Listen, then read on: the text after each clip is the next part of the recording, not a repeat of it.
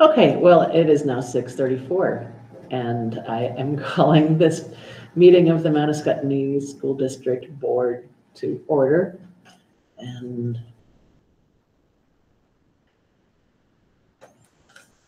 Sergio, would you mind doing it again? Sorry, Sergio.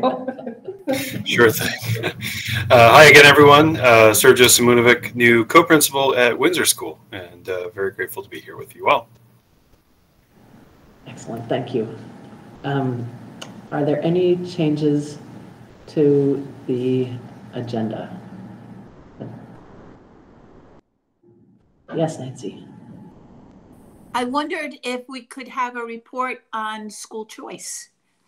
I was wondering that too.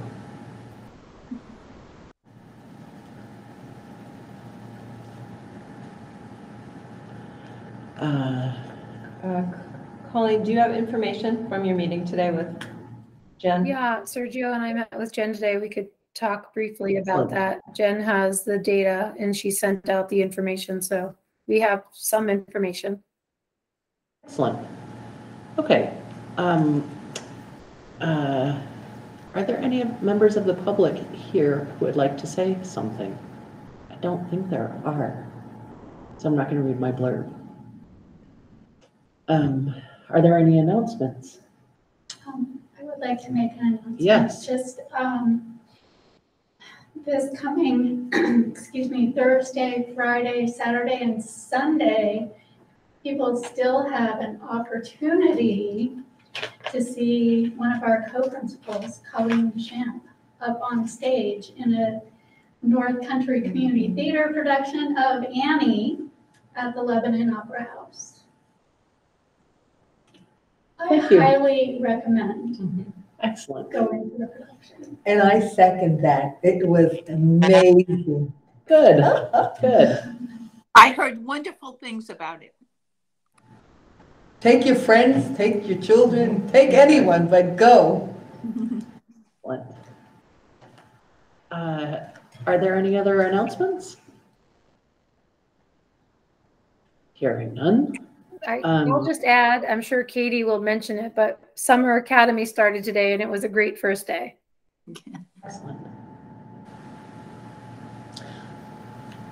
I also want to say, I imagine that summer meals have started. I saw this this big flyer out in front of the school. It was great. So it'll catch everyone's attention in the community. That's great. Yeah, it's in our report. You'll hear a little more detail. Oh, great. Okay. All right. So administrative report. Colleen, do you want me to share my screen or do you want to share your screen? You can share yours, Christine. Approval of the minutes? Oh, I'm sorry. We'll hold off for a minute. Sorry. Did everybody have a chance to read the minutes from our last meeting? Yes. I move that we approve the minutes from our last meeting. Okay. That is Amy. Rebecca is second. Okay. Davis, how do you vote on the minutes? Yes. Okay. And Nancy, how do you vote on the minutes? Yes. And Amy, how do you vote on the minutes? Yes. And Rebecca, how do you vote on the minutes? Yes. And I am also a yes. So the minutes have been approved. And now for the administrator. All right.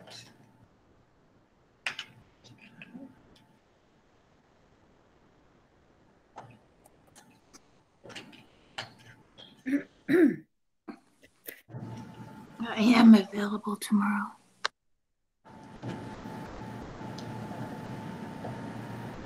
Here it comes.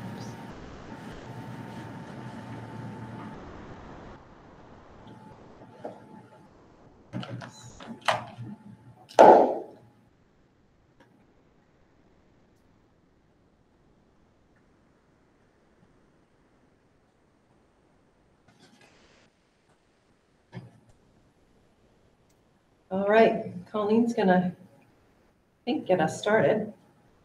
Yes, ma'am. So we're going to share with you just a little bit about our hiring, all the places we are, where we're at with our positions. Christine was our Summer Academy photographer, so we have some pictures for our kickoff. And we'll also share a little background on where our class sizes are as well.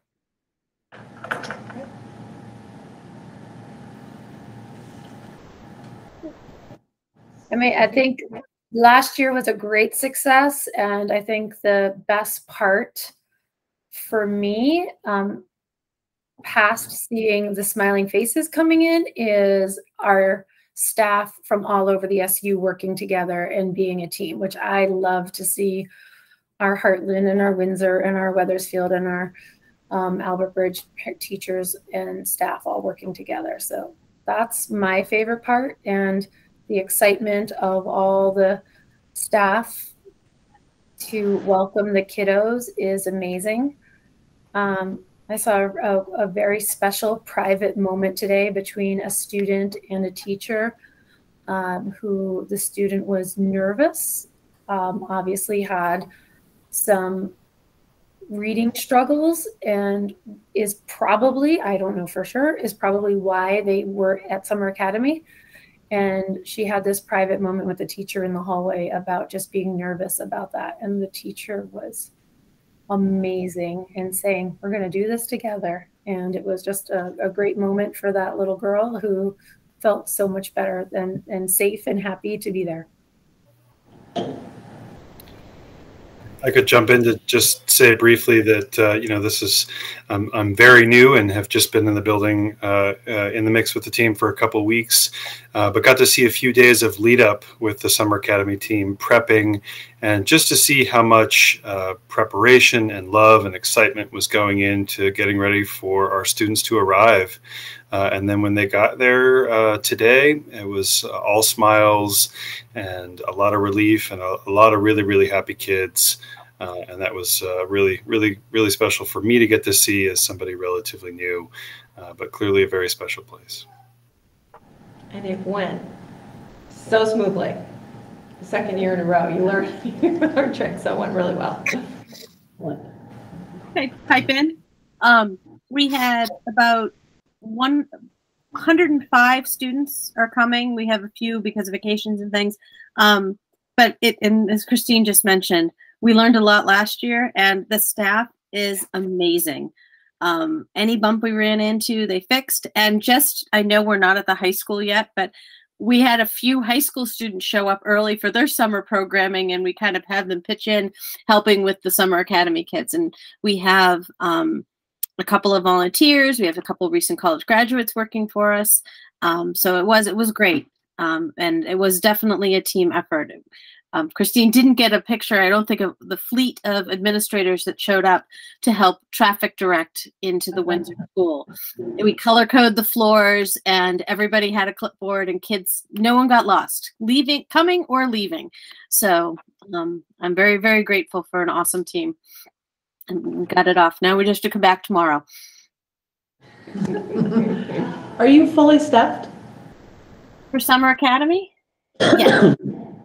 Yes, we have far fewer staff than we did last year. We also did classrooms a little bit differently by multi-age, so that we didn't have very small classes. A couple of classes are on the smaller side.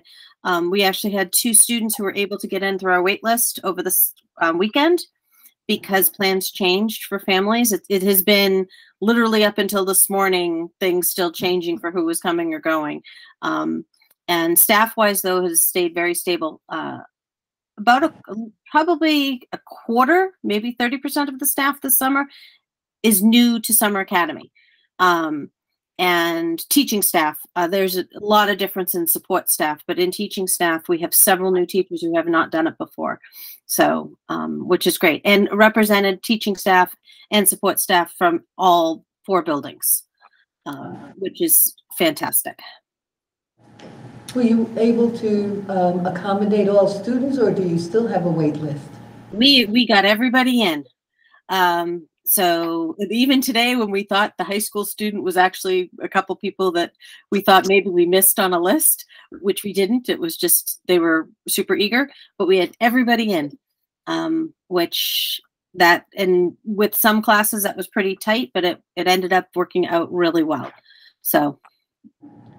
Just to say thank you to Katie, because she's taken the lead on this, and it's been a lot of work, and she's just makes it happen. So thank you to Katie. Thank you, Katie. Thanks, Katie. Thank you, Katie. She pulled an all-nighter last night, she told me this morning. Oh. Getting things all squared away. I said, Katie, too old for that.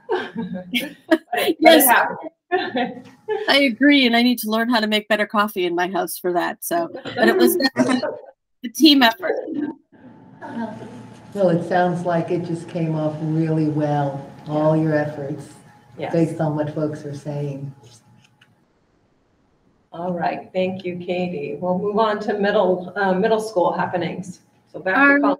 Mr. Lord in the middle school has been writing a grant for the last 3 or 4 years to do day trip adventures. He goes on about 7 each summer with Byrne Foundation grant.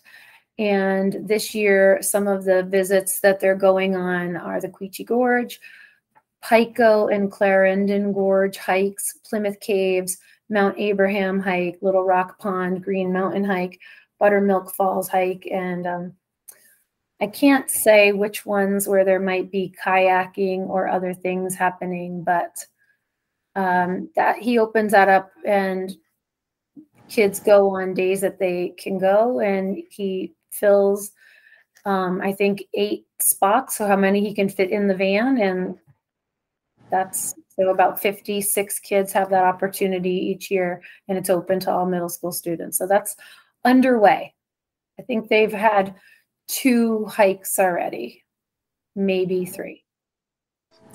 Can I just add that one of my grandchildren went to summer academy today and was thrilled and had a wonderful day. And my other went to the Buttermilk Falls and the Plymouth Cave adventure with Mr. Lord, and it was fantastic. So both of these things are just terrific, and my family's taking advantage of everything. That's awesome. Thank you for sharing, Nancy. Our high school happenings. We start our high school credit recovery program tomorrow, as Ms. Ahern said. We have some people who showed up early today, but they'll be back tomorrow. And we have 3 high school teachers supporting students as they come in to work on math, ELA, social studies credits that they are trying to recover. And we wanted to just keep that reminder up there that what's happening next year with our Hartford students, how many students will be going to Hartford, 5 sophomores, 32 juniors, and 22 seniors. And we are planning a freshman orientation in August for all the students who come from other schools. Were there any questions on that? Yes. Colleen, how many high school students, seniors obviously, are in credit recovery, or is it not only for seniors? It's only 9 through 11. I think we shared with the board, and if we didn't, I apologize, but I think we shared in our graduate information class of 2022, we had 100% graduation rate this year. Okay, so this is 9 through 11. Okay. 9 through 11th grade. Awesome. So this is, I will let Katie talk about pre-K, but I'll just jump ahead and then I'll hand it over to her. Our K through 5th grade, we have Amber Bennett, who is one of our art teachers. She is moving to an interventionist role and will be serving K through 2 for sure, and may be able to accommodate 3rd and 4th grade interventions as well. We have a 3rd grade teacher in need We are actively looking for one. Albert Bridge also needs a 3-4 grade teacher. And we just hired a 4th grade teacher, Jillian Craig, and a 5th grade teacher, Josh Lambert. In 4th grade, Jillian will be doing the math science portion of the team, and in 5th grade, Josh Lambert will be doing the ELA social studies portion of the team. In our 6th, 7th, and 8th grade team, Ms. Lawyer and Ms. Fox are moving over to do 6th grade ELA, social studies and intervention for Ms. Lawyer, 6th grade science and some 7th grade science for Ms. Fox, and enrichment. Grade 6 math and some social studies and intervention is a new teacher by the name of Amanda Thompson. And we are actively searching for a middle school counselor. In 9th through 12th grade, we have Miss Mackery, who is joining us from Heartland School on our high school team. And we are also in need of a high school counselor. And Jennifer added that the specialists at Albert Bridge, our school counselor, Andrew McPhillips, is new, and librarian Kate Freeland is new. Katie, do you want to talk about pre-K teacher? Yes, we're waiting on, we've offered the position to a pre-K teacher, and we're waiting for her to sign on our contract. So, and that would be an additional teacher in addition to Jennifer Sprague. And I think I had mentioned at the SU meeting, we will now have 2 full-time pre-K classrooms that will run just about the same hours as the school day. So hopefully by the next meeting, I'll be able to share that person's name. And I don't know, Elizabeth, I'm sorry to interrupt, if the board authorized hires for the summer. Sometimes the board will give the superintendent authorization to do that, but I don't recall that happening. So under items for action, we need to approve this. All right, so Katie, I'm going on to special ed. You ready? I'm ready. I have quite a slide. Hold on. All right. So in addition to the pre-K teacher, which is a SU position, we have an additional early childhood special educator joining our team, Caitlin Wells. She comes to us from UVM. She's like one of the only people that graduated this year at the master's up there. So we were really fortunate to have her. And she started this summer with Summer Academy. Elizabeth Feinberg will be a special education interventionist, grades 3 through 6. We are in the process of looking for another special educator for 3 through 5. We've interviewed this week. Linda Sampson will be the special educator in grades 6 through 9. She's replacing one of our special educators who is going to be doing just case management, which is we're splitting out the roles from teaching and paperwork. Barclay Shaw is the new speech language pathologist who will be working with students K-12, possibly a little bit in pre-K. It depends on what the caseload looks like. We're looking to hire an additional special education interventionist, most likely with a specialty at the high school level. We're still short there. Kathleen McLean is a special educator and will be the coordinator of the ACE program. And that's our alternative middle school through high school program that really is focusing on small groups, life skills, social interaction, and mental health, which leads us to Julia Barakian, who is a licensed clinical mental social health clinician, is also a social worker. She will be the school-to-home social worker and also seeing students directly. So that'll be the second school-to-home coordinator the SU has, which is a great addition. Sabrina Brown will be the Assistant Director of Student Support Services, and she will be responsible for the 2 Mount Escutney schools, similar to what Sarah Wellman was doing this year. And the 2 support staff so far we've hired this year for Windsor, and right now I think we are set then, unless something changes, Rochelle Ledoux and Holly Fernandez. Katie, did you skip over Rachel Eisenberg, or did I just miss that? No, you're right. I skipped. Thank you. And Rachel Eisenberg, who should be on this list, was also, I think when oh wait, I did. It's right there. This is again back to my last night. Rachel Eisenberg will be on a provisional special education license. She also has middle level endorsements, and she will be focusing on teaching math and science within the ACE program as well. Thank you, Colleen.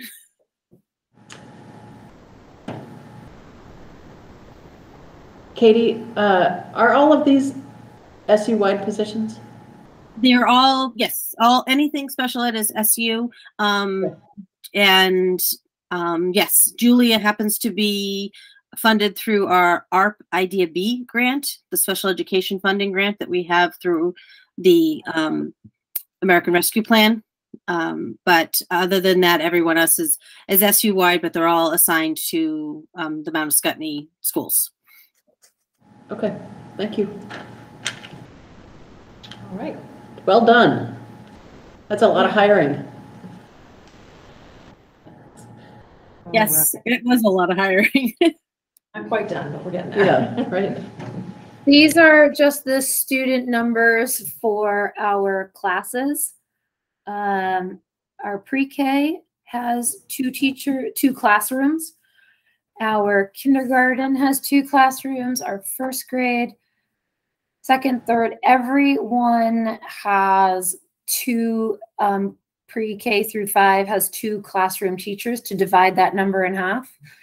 And in the middle school, we will have 2 homerooms for 6th grade, 2 homerooms for 7th grade, 2 homerooms for 8th grade.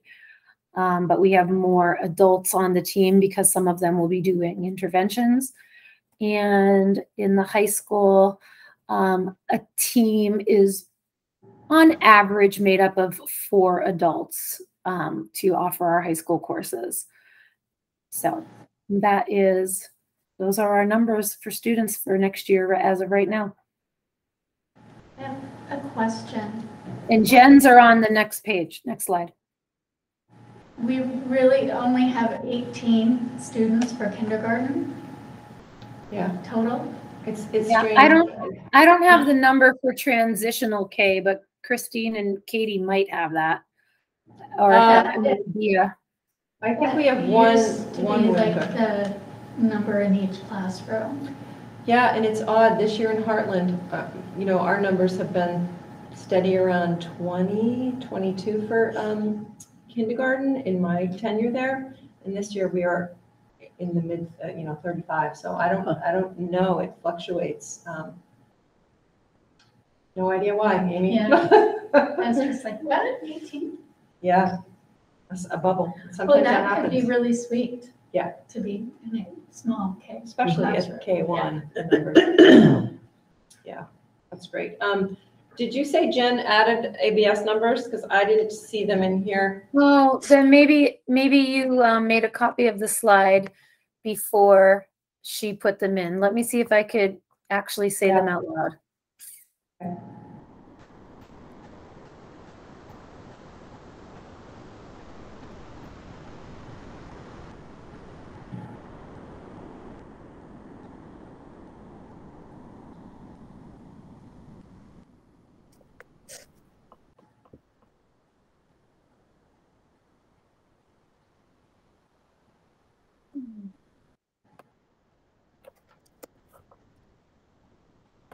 You can go to your, oh, nope, I found it. Hold on. Sorry.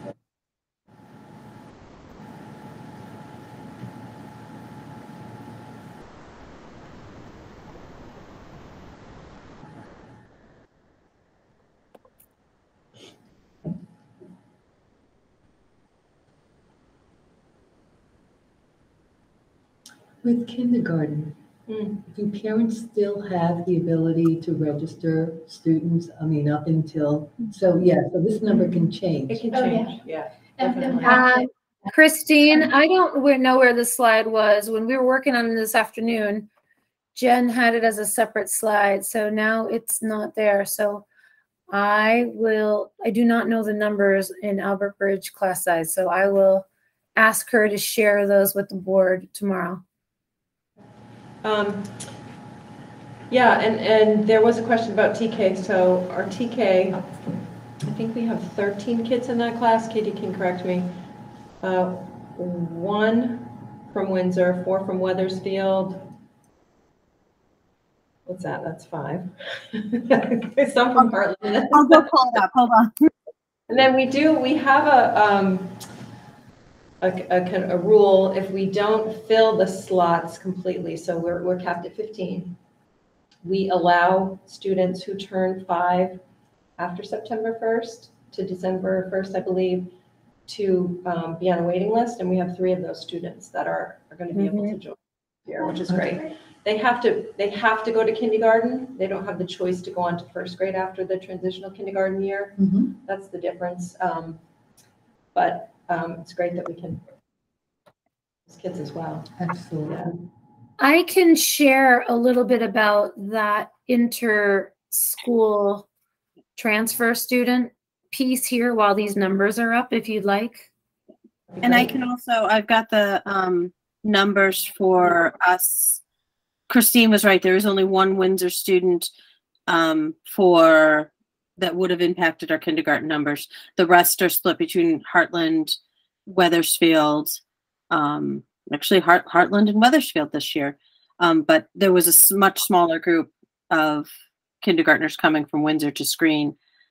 I would like to put a plug in, given our numbers rising in pre-K, for what we see through both Jen's program as well as our area pre-Ks and the number of students identified, or at least coming through the process for special ed, I would anticipate our numbers will go back up, that this is just a dip.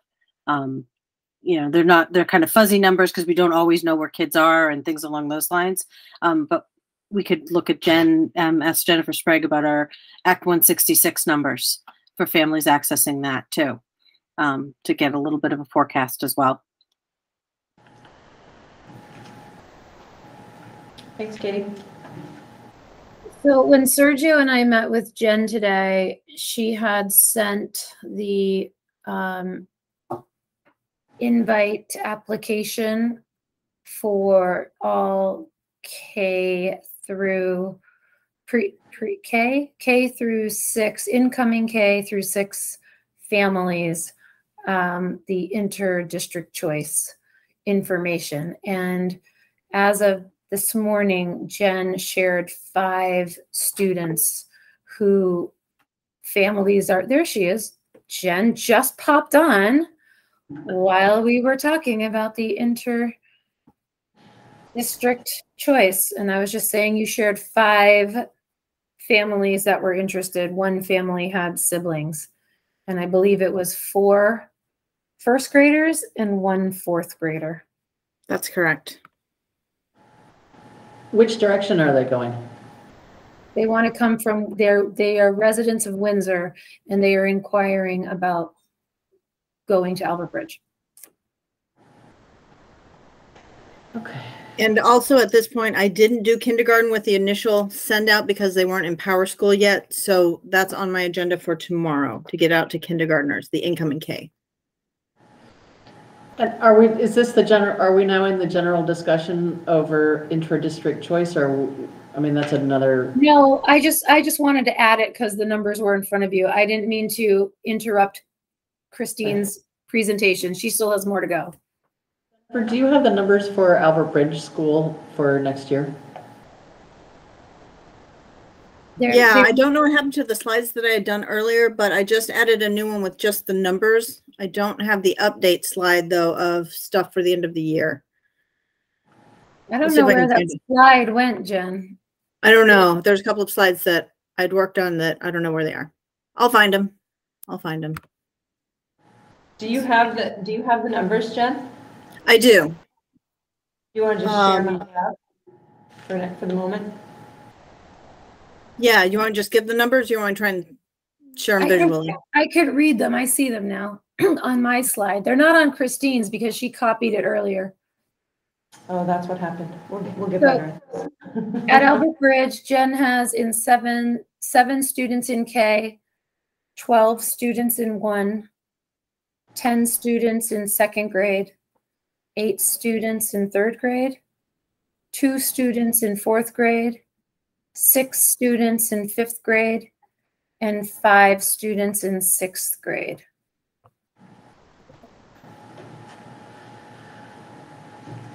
All right. Thanks, Jen and Colleen. Okay. I'm going to be adding on to the administrative reports, just new stuff other than what we talked about at the WSESU board meeting.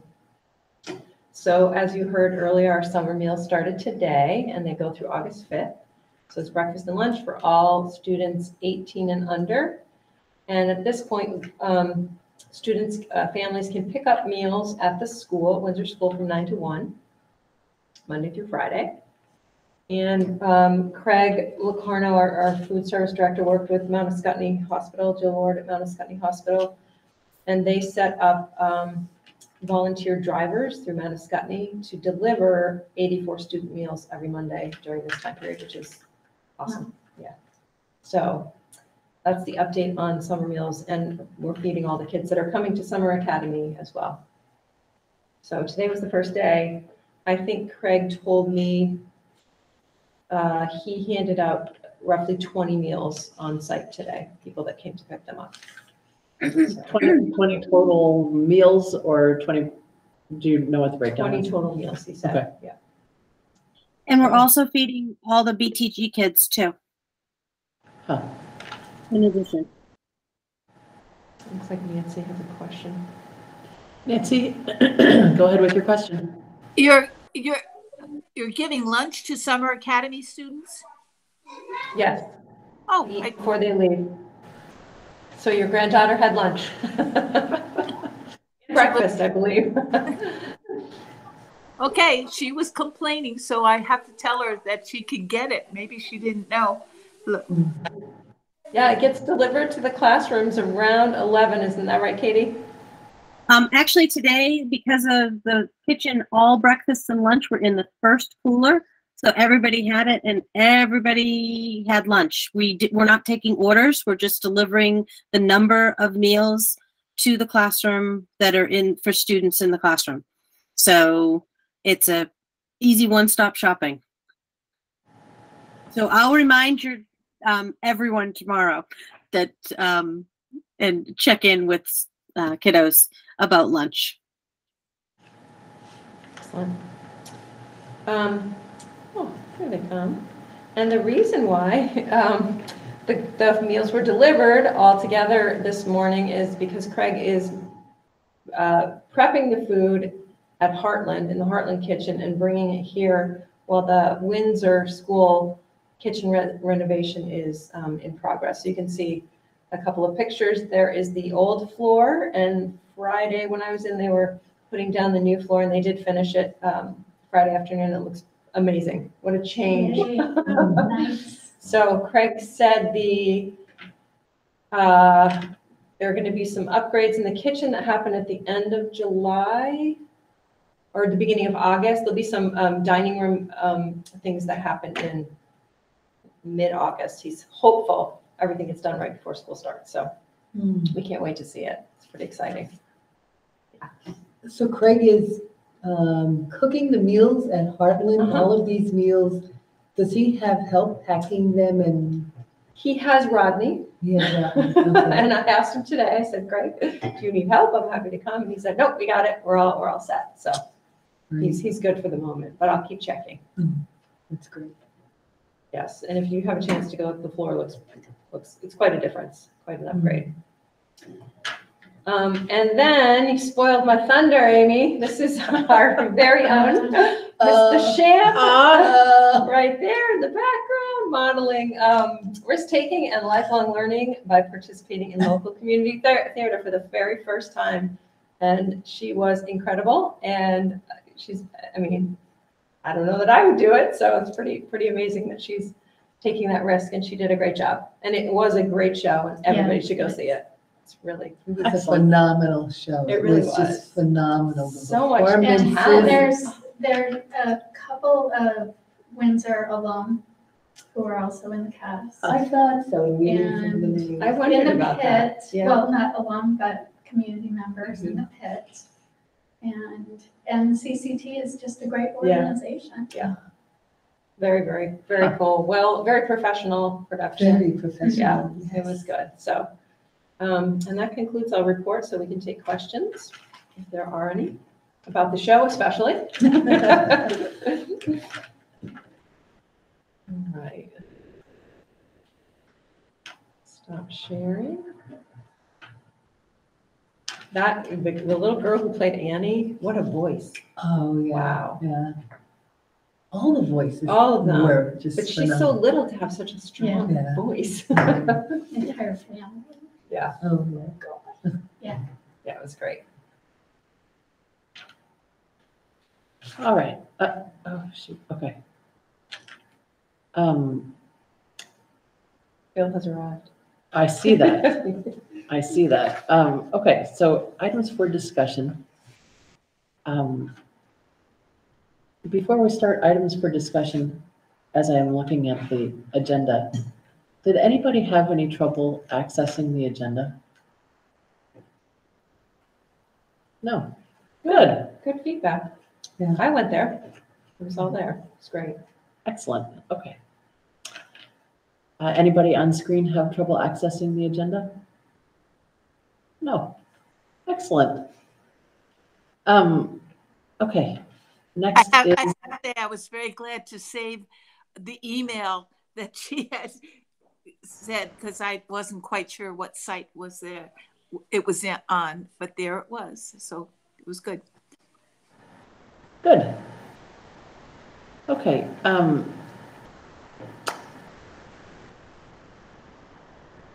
The next item on our agenda is under items for discussion, including student voice on our board. Significant resources from VSBA. So what I would like to know, we had a process set up. Yep. I'm wondering if COVID happened that put an end to that, because we had kind of a job description. We had everything in place for student reps to be on the Yeah. board. And I was just wondering what happened and why it feels like we're having to go back to the drawing board when we've been talking about this for at Yeah. least 3 or 4 or more years. I wonder if, Colleen, is there a, and also general, well, I don't know if 6th grade is, but it could be, depending on the student. Is there a time at the end of the summer, in the lead up to the first day of school or at the first day of school, that our board members could come to talk to the students about being on the board? I was just gonna suggest that. I think us putting out the information and the application that we did in the past, you had a student who was interested. I think if they hear from you, what your expectation is and what you would like, and the passion that all of you have about why you want them and why you do it, I think that's a great idea. And I would say you could join a senior class meeting in the first week of school, a junior class meeting in the first week of school, a middle school meeting, whatever you'd like.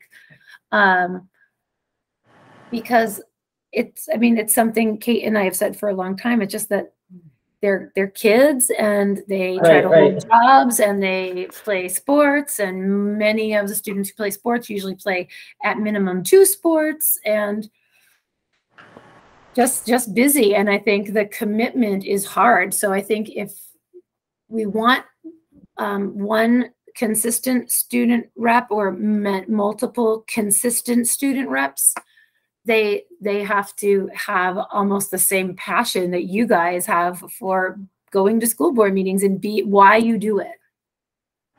Okay, so I think it's if we can, we only have a month in effect until we start the ramp up to the next year. What's that? So sad. Summer. Nostalgia. But I think that's a good idea. I would be more than glad to, given if we can set times, I can do anything if it's planned in advance. And I would be more than glad to do that. But I can't do anything that's planned a week in advance. It has to be a couple of weeks in advance for me. But I think it's our senior advisor is in the building right now for the summer program, so I can speak with him tomorrow, and we can get you on at least one agenda and a date before the end of the week. Okay, excellent, excellent. So I attended a meeting of the Hartford School Board because they were having, and Mary Gannon was presenting to them. I think I mentioned it to this board. I don't know, it was a month ago or 6 weeks ago or something. And they have 2 student representatives, and their perspective on like how a policy actually looks for students when it's being, what it actually looks like, whether the principals actually implemented in the way that the board envisions is really important and also fascinating. But also I think it's important to note that any student who was decided to be on our board, we would protect from having to be in the fray. I mean, that's part of our responsibility as board members, is to put them first, but also protect them from any kind of conflict. Bill, I see your hand. Oh, wrong button. Oh, just no, there he is. Disease. Here we are. I think sometimes when looking at student participation in these discussions, it might be good to look at it as flipping the script somewhat into looking at, well, most schools, in my memory of high school, is there was a student government built in already. And so instead of having them join our meetings necessarily, have them to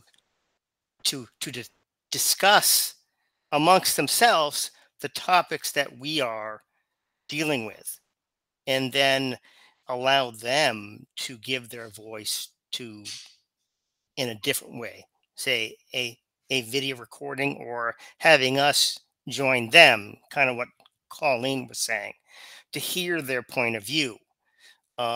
So to approach their participation on their schedule, not necessarily our schedule. And I know that Hartford has a couple different student committees that meet during the school day. They have a mentor or supervisor, one of them being the student equity committee. Okay, and that's the committee I used when I start approaching data about pronouns and legal name versus given name and things like that. I give it to that group and get their feedback, and then I bring that to the administration. So I think there's other ways to get student participation that fits their mold more appropriately than trying to pigeonhole a high school student into what we're able to do, which is meet once a month for 2 hours and in a very public face way. So I think that should be explored. And I think Colleen's really on the right path in exploring it, looking at other ways of having student participation. I love that idea, Bill. I think because the student council and the elected student officers meet regularly, I think they would probably enjoy sharing what they're talking about, what they're doing in a video or a representative. It's just, I just don't know how consistent you want one person to be, or just the news, the representation to be there. That would be up to you guys. But I think that's a great suggestion. Well, I think it would be more as much up to us as up to them. What works for them? We have an issue that we're dealing with. And more importantly, they have an issue that they're dealing with that they want us to be aware of. Whatever works for them to get their message to us the clearest, I think would be the better path to go, instead of thinking about what we want. If they want to have a representative come in at a certain time and discuss what they talked about when their feelings, if they want to make a video, if they want to make a write-up, whatever works for them. That's I think where we're going to, as a board and an administration, we're going to have the most success getting student participation. I respectfully disagree. I think it's a great idea to have participation from the student government, but I also think it's a great idea to have participation from students who would never think about student government, but who want adults who can make change for them to give them a vote, hear their voice. And I'm inferring from what you're talking about, Bill, that the student government would report to the school board. And I guess maybe it's a communication breakdown, because that's not what I had envisioned at all. I had envisioned a full participation in decision making outside of vote. I mean, they can't vote because they weren't elected by the public, but they can be full partners in the discussion process. And I mean, maybe we just misunderstand each other, because well, I think you do. I mean, I think, yeah, I want to, when I say student groups, I don't necessarily mean the student council. Even there is a student council, and I think that might be a good place to go, but it doesn't necessarily limit participation to just that group. I think by creating different avenues of communication and different avenues of participation for any student, then that's where we're going to get success. Again, I firmly believe if we're going to get student participation, and we want that student participation on our terms, in other words, at a meeting, full participation, I think we are destined to fail over and over again, because a student's life does not fit into the same parameters of our lives. And so creating as many paths as possible for students to communicate with the board, I think that's how you're going to find whatever fits best in multiple ways that it fits. Okay. As an educator, coming up with ways for students to communicate, you have to give them options that fit their developmental, their technological, their communicative abilities. So, I mean, that's just, I'm not saying this is how we should do it. I'm saying we need to be, as a board, we need to be flexible. We need to allow the students, any student, any group, however, to come up with a way that their communication works for them. We have to fit their needs, not the other way around. And I think if we try to do that, in other words, try to have them fit our needs, we're going to fail and fail and fail, because a student's life is never going to fit into that of a board member. That's just my opinion. Point taken. Point definitely taken. I do also think that since it's July and since we have a month before the start of the school year, and it would be great to get some kids involved at the start of the school year, that I think it would be really wise to have at least one board member willing to mentor any potential student on what being a board member is. Is there anybody who would be or student group? So I mean, or student group, but Yeah. all I mean is that you know what the expectations are, not just a bullet point of expectations, but you know what can be asked, what really can't be asked, what can be just as you know as I don't know where to look now. As mentoring sort of goes. I think for them to have a person to. I think that's a great point, and I'd be willing to do at least some of that, to meet with a group of students and discuss my perspective of what the board does and how it works. I would also like to be part of something like that. Yeah, definitely. Yeah, I'd like to say first of all that the idea of just using as a high school counselor for many years to only use those students that are on student council, or those students that are on certain groups that dealt with the public, really eliminated other groups of students in the school environment.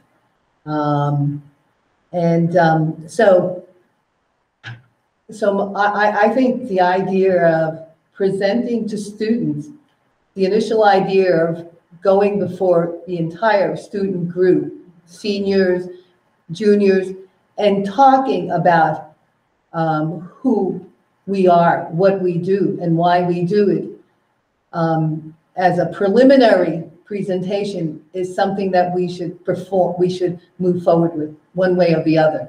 I think that that's one way of them identifying who we are and beginning to think about what is it that we do.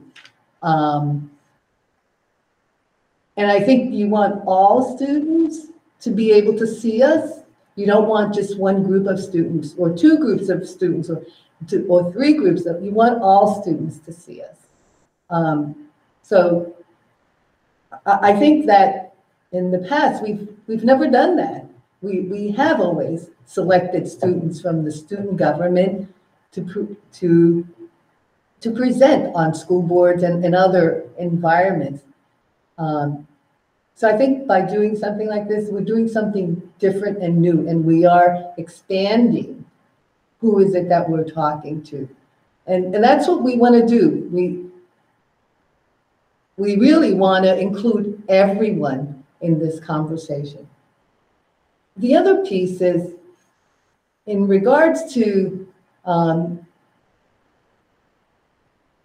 concern around students being at meetings, at board meetings, and it may be uncomfortable. I think we're in some way not really giving them credit. I think that they really can handle these discussions. They probably are having them in some environments. And I think what we would be doing is preparing them to have these conversations in other environments, which is what hopefully comes out of it. And it's scary, it's overwhelming. You're right, there's a lot of things that students have in their daily schedule, but these students are having these conversations with their parents. And so I think that that's part of growing them in their ability to think critically, to look at issues that are not one-sided, but that are complicated and difficult. Yeah, to experience the angst that comes with trying to come up with how do we as a group really provide the best we can for all students. For them to see that process, I think is very valuable. And not all of them are going to jump on board, but I think it's important also for them to experience even the stress that we have to go through in trying to come to a place where we can all feel like, okay, now we can move forward. And so I don't think we should shield them. And I think that I don't think anyone on this board would set them up in a situation that would hurt them. So I think we would think about this before doing it. But I think I would prefer to have students on the school board. I would prefer to hear what they're saying because these conversations, they already are having them with their parents. They're hearing their parents talk about these things. Why can't they not be engaged, involved in the conversation, in how they feel about it? So I think we're stumbling on new ground, but I think that's the way we should go. I think we should make ourselves available to them. I think we should talk about what is it we do. We may get the attention of some, we may not, but they can also see that there are different voices that are making a decision about their education. I was just going to say, I think we don't go there with a PowerPoint presentation saying, here's what the school board does. We go there saying, if you want to be a change agent, here's a really great way to get your foot, get your feet wet and understand how processes work, because the work that happens on a school board can be translated into almost any level. And so you'll get a basic understanding of how decisions are made on a board or at state level, national level. It all kind of is mirrored on at different scales. And by the way, here are some of the things that we talk about. Right. And I believe what Rebecca was saying, that providing the opportunity to all students, not just students who are currently in student government, is really important, because there are already a number of students who feel that no one has ever listened to them, and that the only way would be if they were in student government, but they have no interest in that, but they still want to be heard. And if we were to ignore them, that would just reinforce what they already feel, is that no one listens to them.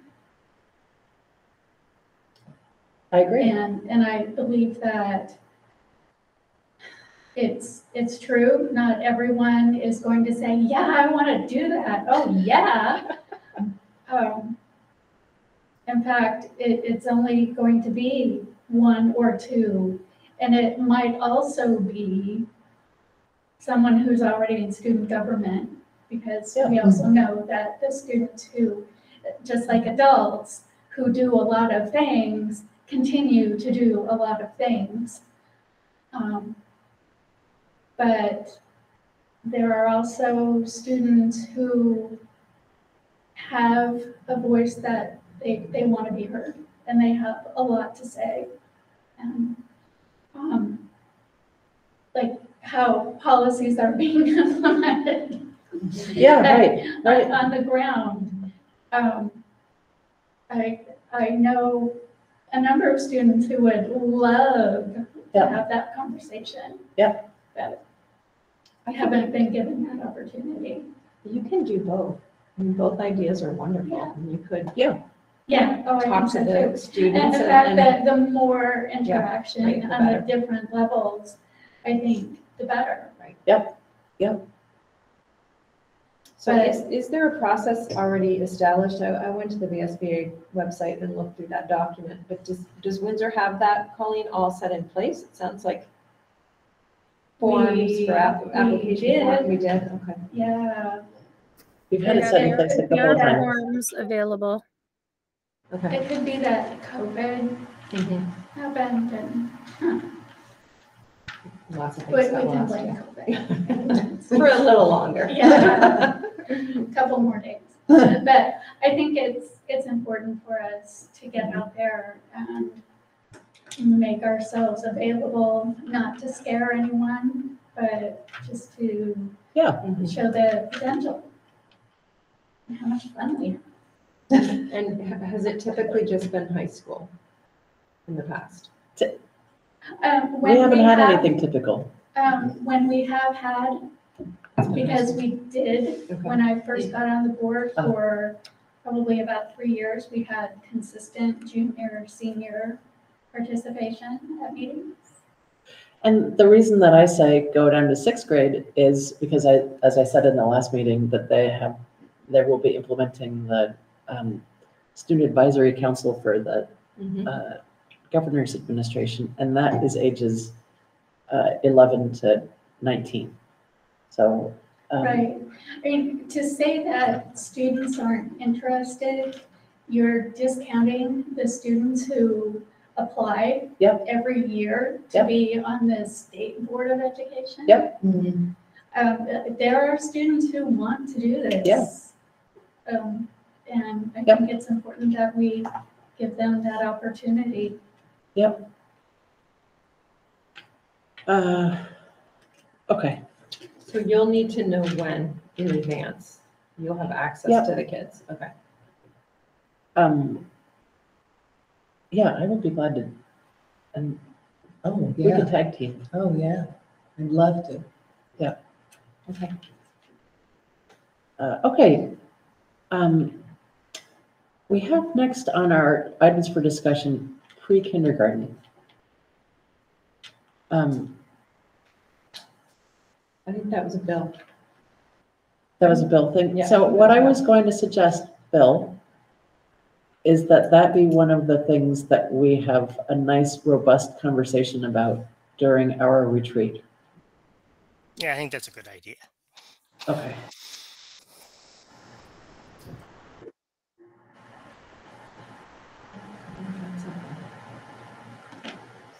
Okay. Bill, also, middle school, you're tagged on the agenda as grade 6 specifically.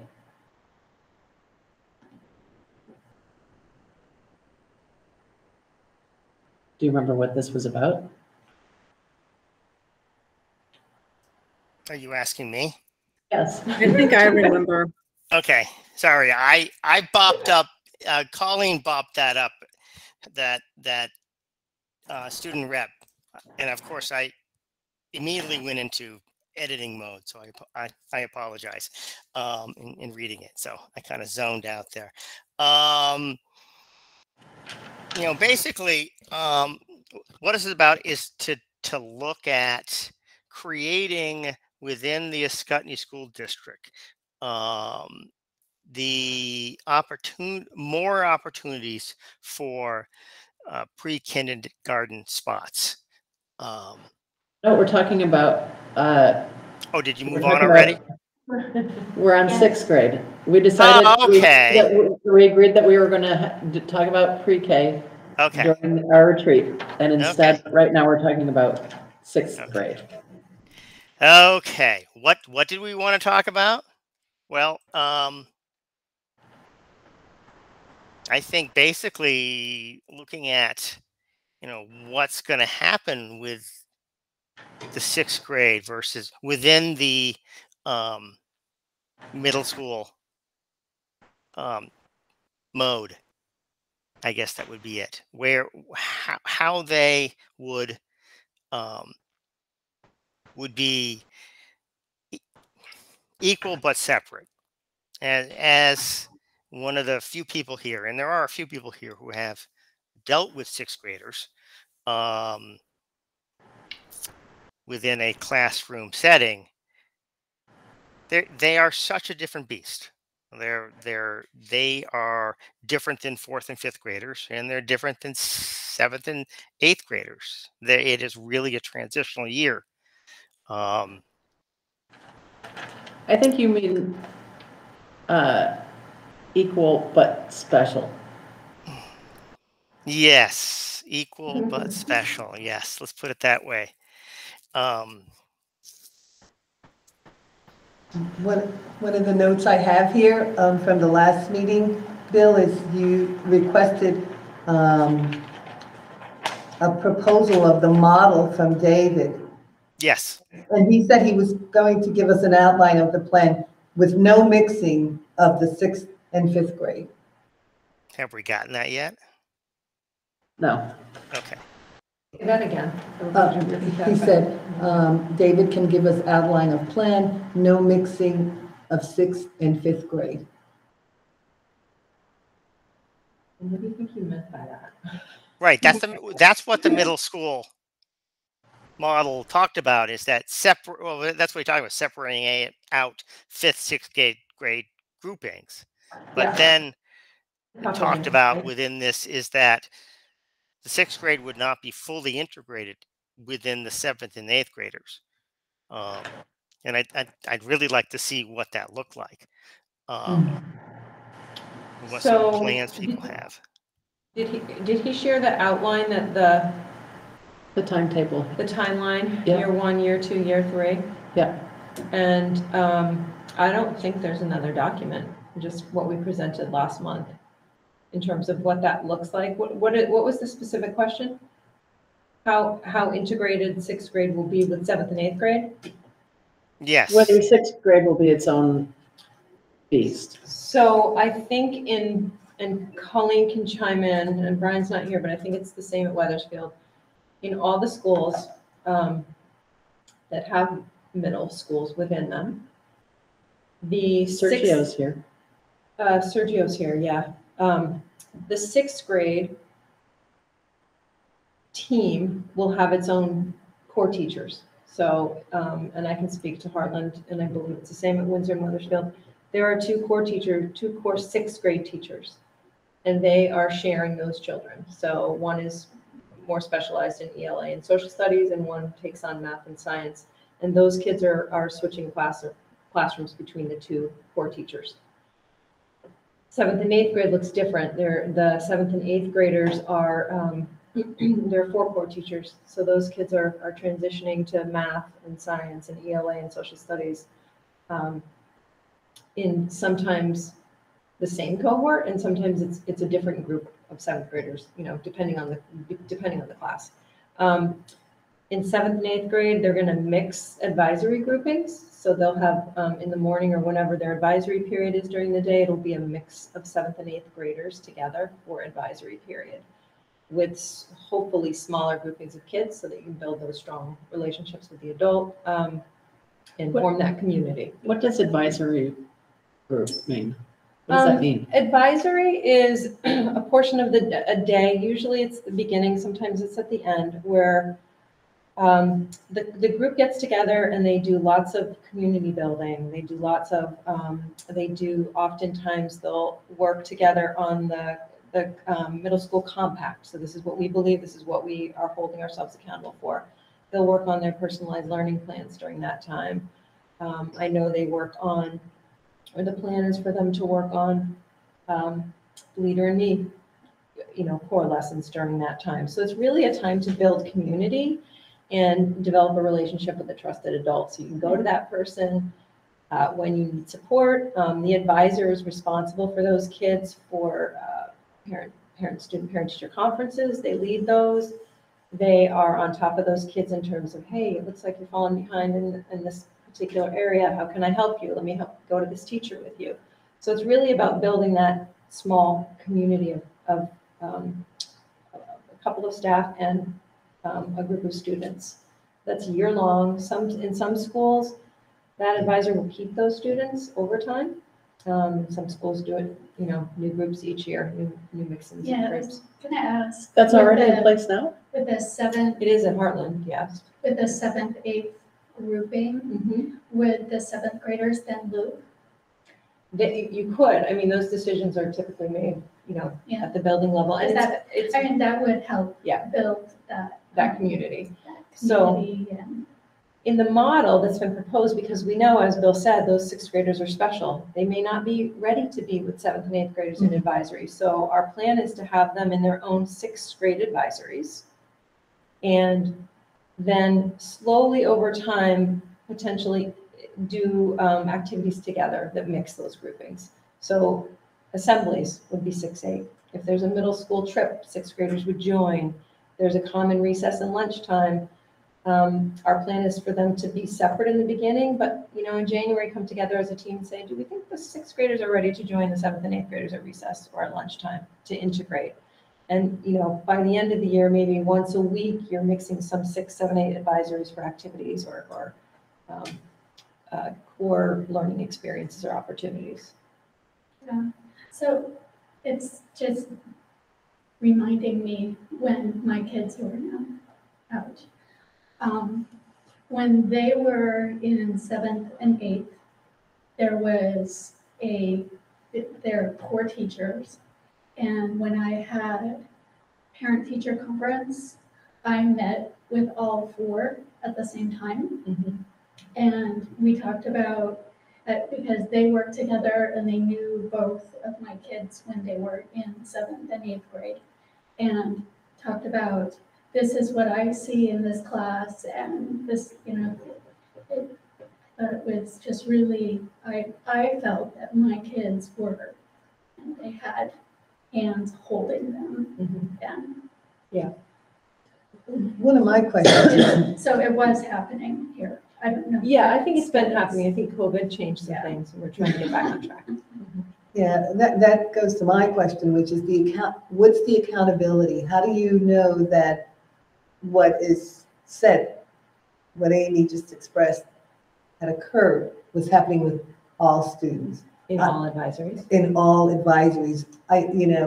Because I've also experienced advisories, and sometimes it was helpful for there to be an assignment. I mean, and it was, you know, and teachers would, you know, have it in their mailboxes or however, email, to know what is it that you really do need to do with students, to kind of make sure that no kids fall between the cracks. And so I just ask about the accountability. Yeah, and I can speak to Heartland because that's what I know best. We had an advisory plan. So we wanted to give teachers autonomy, but we, and I'll just try to remember, there was this particular thing that had to be done on Monday, like, and a particular thing on Tuesday, and you know, checking your grades with all your kids on Wednesdays. You know, team building on Thursdays. We always had assemblies on Fridays with the whole, you know, the core group of middle schoolers. So there needs to be a plan. And it should be, you know, in an ideal situation, those middle school teachers are coming together and planning what advisory looks like together and holding each other accountable, ideally, with oversight from the building level principals and the students themselves. And, you know, so there does need, and our hope is across the supervisory union that we can build that consistency among middle school to middle school, so that the students are getting an experience that is pretty similar across the board. Yeah. Not exactly the same, but a similar experience. And we've talked about even trying to build in some common supervisory union, you know, middle school activities. You know, I think our goal for next year is 1 per quarter. We get all of those kids together for you know, a fall kickoff. This is our, you know, this is our middle school, and do something, you know, team building fun, but learning as well. And then we haven't done it all yet, but we're thinking, we're dreaming a little bit. And then each school is responsible for one of those activities during the year. So maybe it's a winter carnival that all middle school students get to attend across the supervisory union. So those are some things we're thinking about in terms of building this middle school model across the. And have you thought at all, I know that there's been talk about having SU-wide middle school, things like band and Drama. drama. Drama. Is that in the works for? We've talked about that as well. We don't have any detailed plans at this time, but we definitely, it's a goal, because we know that there are some schools within the SU that have, special unique things about them that they really flourish at, and we want to share that across SU. We did a little this year. Heartland did a musical production, and some Wethersfield students participated, which was great. I mean, it was just logistically figuring out how to get those students there. With the van. With the van. When we get the van. Then that's how, I mean, we picked them up in the Heartland van this year. Yeah. We have an old van that still runs, still in use. So yeah, that's part of the plan. Does that explain it better? Yeah, Rebecca? Okay. yeah. And it's not a long period. I think advisory is 20 to 30 minutes. Right, every day. yeah, that's how I remember it, yeah. Short period. But I have to acknowledge, and I don't say this I say this as a school board member, not as a defensive West Windsor parent, but I'm not sure I understand why that would require students coming over from, with the exception of some of those 6th grade periods, which they could do over here, but I'm still not sure I understand why that would. Yeah, I think we need to present that and talk about it. Like, what would be different if they were here as part of the middle school? And I think some of it. Or why do they need to be here and not kind of? Well, I mean, in theory, if they're going to be, and this is the goal, some flexible groupings during the day where students are able to select some electives, right, that they're really passionate about, something they want to learn about, and those are happening throughout the week, probably not every day, just because of resources. It would be lovely to have them participate, but does that mean they're fully here, or they're bussed over once a week for that time period? I think those are the discussions that we. Or the van. Or yeah, right. Or the van. I mean, I think the van will make things like that. It could, yeah. Easier. Yeah. So those are the things that we want to offer the students during the day that they might not be able to participate in if they're not present. If that makes sense. Bill, I heard your blue. Yeah, I think Elizabeth brings up a good point. At the same time, I think I'd like to approach that discussion in a way that, what could 6th graders gain? What could Albert Bridge gain? What could the Windsor schools gain with either option? Sort of the layout, positives versus pros versus cons, and what sort of opportunities could be created by altering grade levels, just sort of exploring that idea. And I think we started to do that before COVID, looking at options in that discussion. And I think it got within maybe 2 meetings and stopped. But I'd really like to explore this idea of, what could be gained with either option. 6th graders going to, the Windsor School versus, them staying at Albert Bridge. And if 6th graders did go, what sort of options, what else could be accomplished at Albert Bridge? I mean, I don't know. I think at some point, I think it's good to have a very open-minded, honest discussion about that. It would be another great thing for us to talk about at our retreat, how to strengthen both schools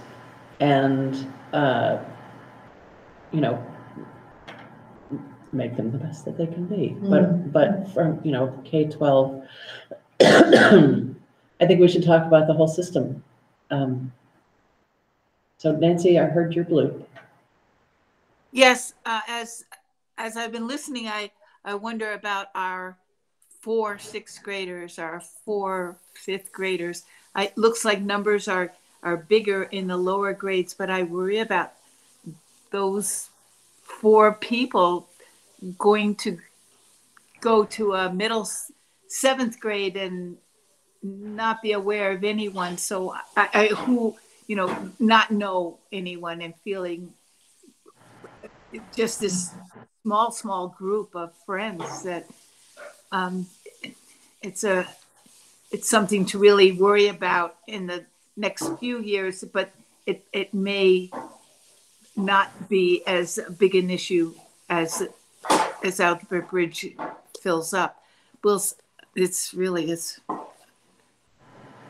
a problem. Yep.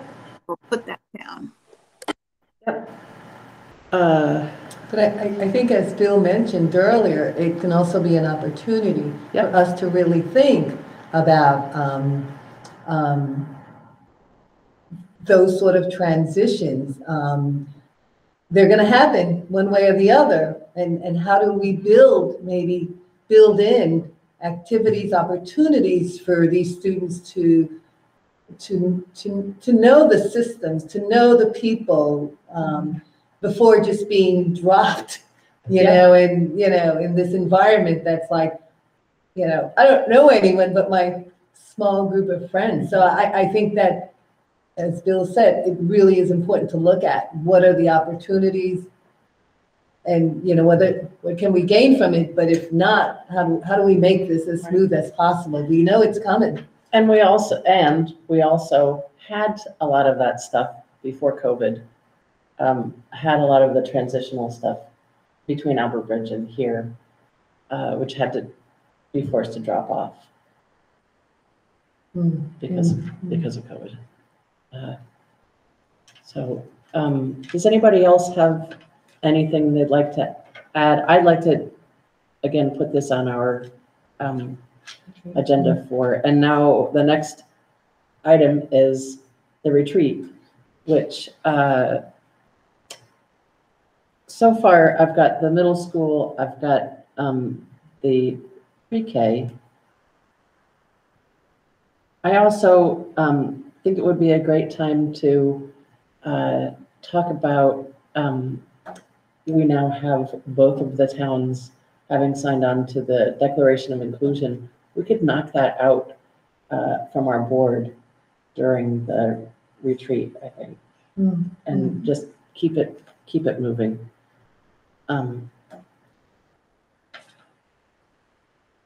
And I also think, I didn't bring that notebook, unfortunately, sorry. But I think we should, I sent out to all the board members the results from last year's retreat. And I think we should pick up some of the items from last year's retreat that we didn't, we had talked about things like metrics for how to change metrics for, or ongoing metrics for academic success. And we had talked about doing that last year. We also talked about having forums. I think we can recommit to that, but also this year commit to specific subject matters. And there were a couple of other things that we had talked about last year that, and I apologize that I'm only now, or in June, following back with them, but I think we can expand on them. Anybody else have something that they'd like to be able to take the time during our retreat to talk about? I think that is going to fill out the retreat. In fact, one of those topics could be a retreat on its own. That's true. You know, if we want to actually make decisions and get Yeah. something done. Adding more is just not going to. So the timing, we have the 28th as the date, and we also know that Bill is going to be on a lake on the 28th. But Bill, can you join us remotely? Yes, I believe so. If the internet holds out, it's pretty good. And Is that August? no, it's July. It's in a couple of weeks. Oh, okay. Yeah.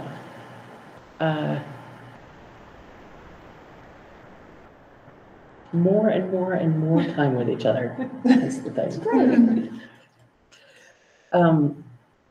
Nancy, you can't join until what time? Oh, this is on I think the 28th is a Thursday, actually. It's not a Monday. So is there, and we'll have dinner together. Is there anybody who has to be here at a particular time or can't get off of work at a particular time or has any other limitations? Davis? Where are you? There you are. I work until 6. You work until 6. Okay. Yeah, I mean, as long as it's after 4, I'm good. And then it would take me about a half hour to get here, half hour, 40 minutes. Okay. Let's see. Anybody else have any restrictions on time? Okay. Do you want to join late? Sure. If we, well, let's talk about it about that offline. Yeah. Okay. So I don't know when people normally eat, but what if we started at 5:30? Is that okay? And you come at 6. Dinner. And you could come, what? And save me some dinner. Well, then have dinner and you can join at the dinner time. And how does that sound? I wouldn't be here till at least 6:30. Okay. Well, I was thinking that we wouldn't start with dinner. We would start with going through some of the things from last year that we could shore up. Because I think we could do the forums and things like that. We could plan those out pretty easily. We could even do the Declaration of Inclusion, I think, pretty easily since we have the 2 towns' declarations and we had talked about doing one for our district. And I don't think there could necessarily would need that much alteration on them. And then we'd have dinner and then we'd have the rest of the, so you wouldn't be missing terribly much. Yeah. How does that sound? That sounds fine. But again, we can also talk. Yeah. Okay. How does that sound to everybody else? Okay? Okay. Where do you typically have it? Out there. Okay.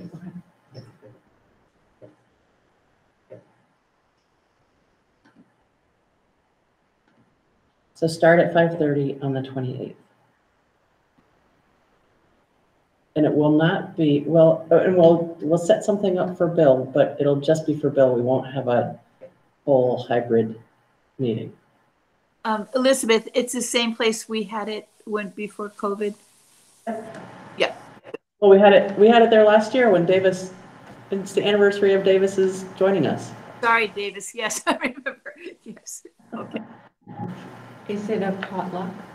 Or No, last year we asked Craig to do. Yes, Craig. Okay. Yeah. Would you like him to do that? Would you mind? Okay. No, I don't mind at all. Thank you. All right. And that's it. We have here's the report on the JEDI panel of 6/23 to 22. There was a JEDI panel. It included it was a panel which discussed LGBTQ issues both locally and statewide. It included two LGBTQ or members of the Rainbow Caucus of the legislature, one of whom was Bill Lippert, who shepherded the marriage equality bill or law for the state of Vermont, and then there were one was Emma Mulvaney Stanek, who is a legislator up in the Burlington area. Then we had some community members, and Rebecca was there. I was there, and we talked about. It was I thought, a very honest discussion that didn't necessarily go the way that it was planned to go, but that was also fine. And it talked about, I'm trying to think whether it was timed before, it doesn't matter. It does matter whether it was timed before the Roe v. Wade being undone by the Supreme Court, and the reason that matters is, and it was because it had all those things happened at the same time. And we talked about the religious tuition decision and what that could mean for various populations around our state of students and employees. And we talked about what it's like to, or some of the participants talked about what it's like to have to live in fear of the laws that protect your ability to live a normal life being undone, and what that feels like. And I thought it was really an important and good panel. Do you have anything you? I would agree. There were several personal stories which were very powerful and moving. It really made you see how people are just very afraid for their lives. And that was pretty unsettling. That was, I think one of the pieces we talked about was how do we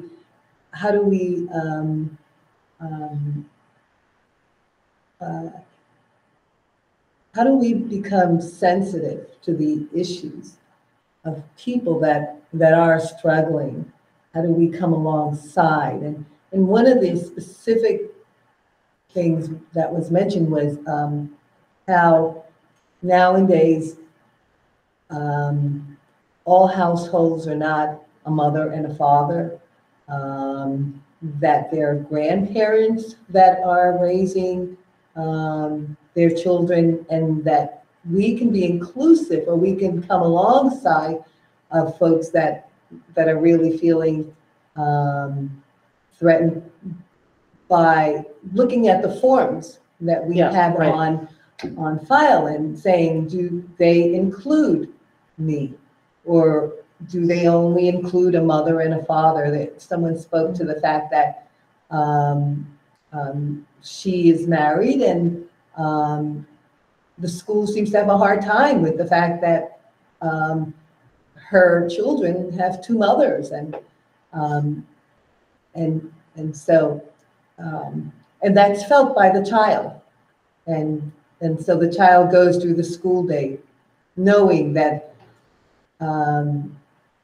or not feeling included. So I think that's what they spoke about. How do we come alongside of people to make sure that they are included, even in the forms that we use? Are we including everyone? And I thought that was valuable to hear. I thought so too, and I think there's definitely a way to. I wonder if we could just neutralize our forms. Like, we don't have to give a list of of, but we could make them language neutral, don't you think? Parent, Or caregiver. relation or Yeah. caregiver. I mean, yeah, caregiver. right? And then have a blank next to it Fill it in. that they could fill in. So, or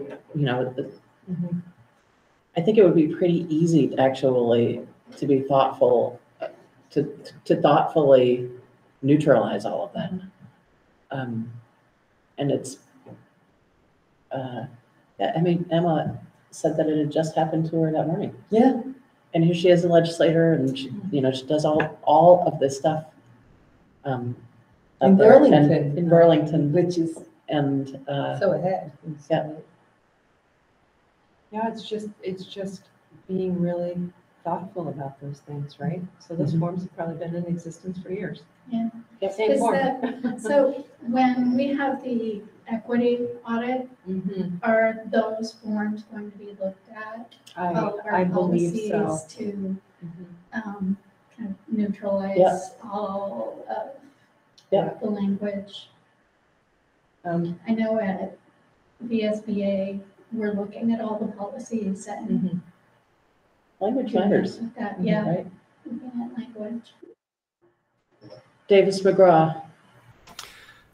Yeah, Amy, thanks for bringing up the equity audit, 'cause that was my first thought. If we're talking about forms, I think it certainly doesn't hurt to start thinking about that even before the equity audit starts. But I think it's fortunate that we're moving down that path and starting that process, because that I would hope brings up stuff that we might not even cross our minds or cross our desks here. The other kind of link to what we've talked about recently that I think that particular that forum brought up, I attended remotely. I think we talked about student engagement and bringing students onto the board, and I think that that's something to really keep in mind, is we do have LGBTQ plus student advocates, and I think opening the door to those particular clubs and affinity groups on campus, inviting them, like kind of giving all of our students, but particularly making sure that there's an awareness that there's a seat at the table. And if there's more that we can do to make that clear, and to express our responsiveness and our willingness to be advocates and to be partners and just to listen, I think could go a long way. I'm not sure what the exact best approach is towards that, but I think that question and that openness is something that we should keep in mind.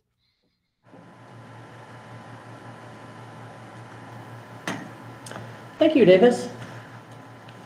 Anybody else have any? So those are two things that we can definitely look right at after following that panel.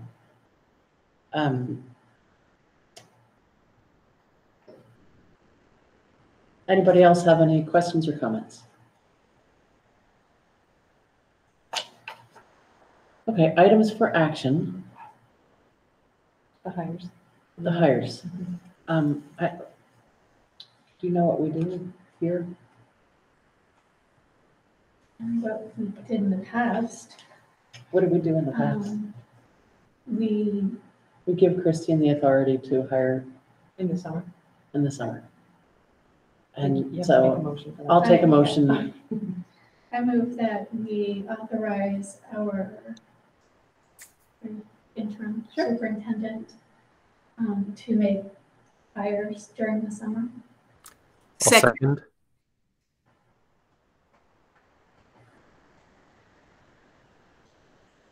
And the motion was made by Amy. Oh, right, we're supposed to say that out loud. Yeah. And the second was, it was a tie, it sounded like Nancy and Davis. And it looks like Nancy is saying she was first. No, I'm saying you. Okay. Sounds like he was second. So Nancy, how do you vote? Aye. Davis, how do you vote? Aye. And Bill, how do you vote? Aye. Amy, how do you vote? Aye. Rebecca, how do you vote? Aye. And I am an aye. All right, So unanimous passage. thank you. And I will take motion to end the meeting. Do you want to set the agenda for the next meeting, or do you want to do that at the retreat? I think we should do that at the At the retreat. Okay. Because we'll see This what we is need. Amy, so moved. Can we, before you vote on that? Yep. Can we go into a quick executive session? I just need to talk to the board about one thing. Yep. Personnel I- related. I second the, whatever Oh. motion Oh.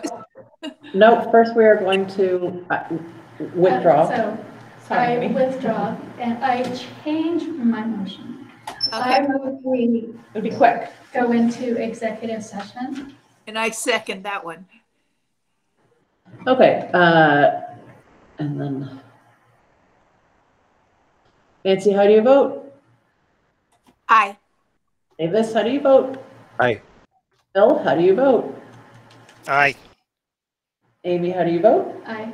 Rebecca, how do you vote? Aye. And I am an aye, so we are now in executive Stop the section. recording. I'll stop the recording. And thank you, Yeah. you administrators for Thanks. being with us this evening. Thank you, and we'll see, I hope we see at least some of you on the 28th. Thank you. Thank you. Almost stopped. Stop recording. There we go.